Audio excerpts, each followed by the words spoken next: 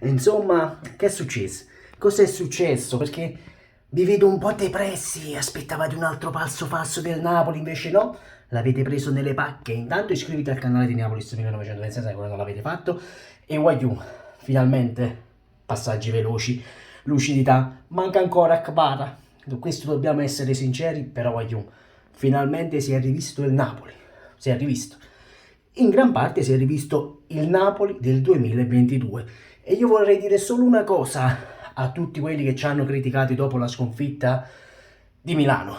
State sereni, perché vi abbiamo rispedito indietro, perché questa mattina già dicevate la Juventus, oddio la Juventus, oddio la Juventus arriva la Juventus, e invece zitti, perché fino a quando il Napoli gioca e gioca in questo modo non ce ne sarà mai per nessuno. Io vorrei dedicare una piccola cosa a questi pseudo giornalisti. Ora vi faccio vedere cosa gli voglio dichiarare a questi pseudo giornalisti.